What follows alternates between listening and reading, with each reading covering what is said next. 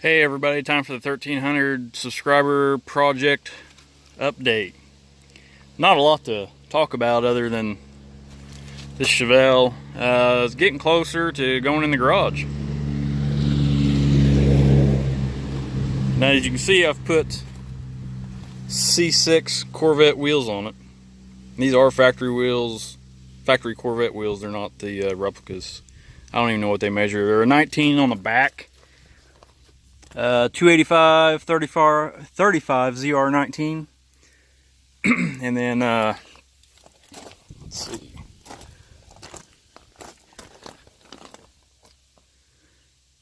255 40 R18 on the front.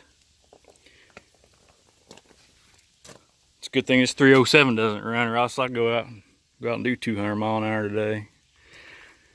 So the guy that I got the car from, he still had the doors. I don't know if you remember or not, but when I got it, it didn't have the doors on it. So I was able to get the doors. I put those on. There's no door strikers, no door handles. I'm going to rob them off another set. The engine, the cylinder walls are rusted up. The crank is not. The crank will actually tries to turn just a little bit. It's just the cylinders are hating it. So anyways, that's where that's at. The car itself is, we've got a few things coming up here. There's a guy that stopped by, wants to give me a 350 small block Chevy to put in it, which that was kind of something I was leaning away from because I wanted a big block or something just totally different, you know. But he's also wanting to let me borrow a D1 Pro charger to put on it. So if I could find a carburetor to turn into a blow-through carburetor, I think I'd have this set up. Now the transmission, I've not really looked into it too much. I believe it's a turbo 350. I hope it's still good. If it is, I will go ahead and try to run it, but eventually I would like to swap this thing over to a 4-speed. The trunk, I've still not been able to open it, but it does have a set of factory Chevelle hubcaps in there.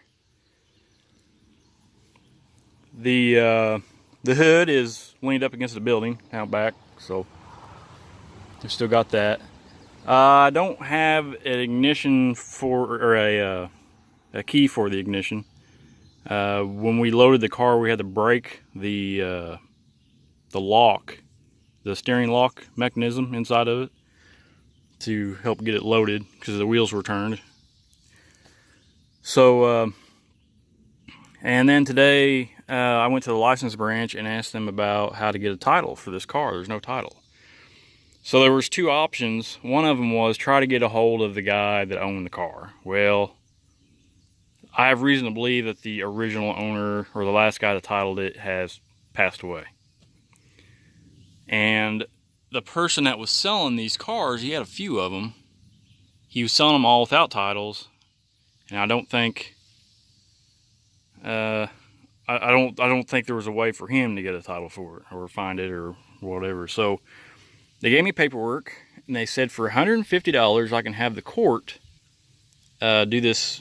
I don't know what they call it, some sort of a court order deal where they get me a title. First, I have to have somebody come and inspect the car to make sure it's not stolen or anything like that by the VIN number. And I send that into the courthouse. The courthouse then sends me paperwork back that I send to the state. I'll send to Indianapolis. And eventually, if that all goes through and everything's good, I will get a brand new title for a 69 Chevelle. So hopefully that all works out. We'll see. That's really the only thing that's keeping me from doing too much work on this car. I would have liked to already have the engine out of it. I would have liked to already have the interior out of it. The quarter, I have a plan on how to try to straighten this quarter up, but there again, I didn't want to put a bunch of time into it until I actually had a title in my hand. So the last thing I want is to find out, oh, this car's stolen, and I gotta give it back to the owner or something goofy like that. But the last time that anybody plated this car was back in 1993. So, what was that, 25 years ago? So hopefully nobody would want it back, but we'll see. The orange truck of Alex's with the 4.8 and the nitrous, it's still all the same. I don't believe he's worked on it. The black Camaro, nobody's touched it. I did put the bottom end back together on that engine, the 383, and I've just got to weld a bung in it, so that way with the D1 Pro Charger that we have for it, we'll have a drain back into the oil pan. So I want to get that welded before I button it back up. Bill Gates, I'm hoping Saturday night I will drive it around and maybe do a little bit more tuning on it. So let's see, what's the date? July 27th, I think, is the next test and tune that I want to go to, where I will be driving the white Duramax that I drove last time. It'll be rolling again with another 200 horse or something like that. The Bill Gates, I'd like to make a good pass in it finally.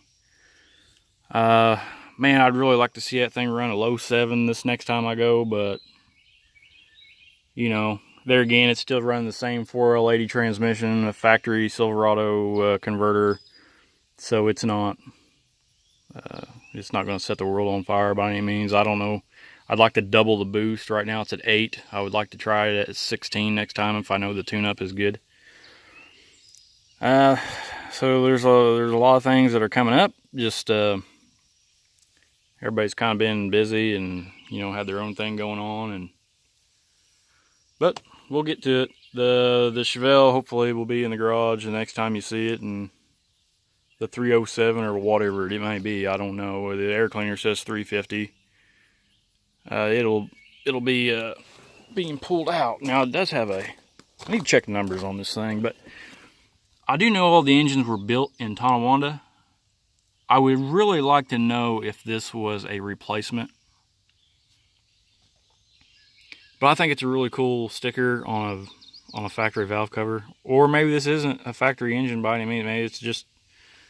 Maybe it is a replacement from GM, a crate engine of some sort, and that just happened to be on it. So yeah, so anyways,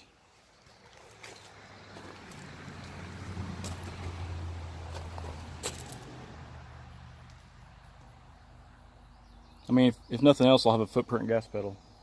So hopefully this is enough of an update, and I do have some other videos ready to load online. Just got to get time to sit down and let it happen. So anyways, thanks for subscribing, and I'll catch you on the 1400 subscriber video.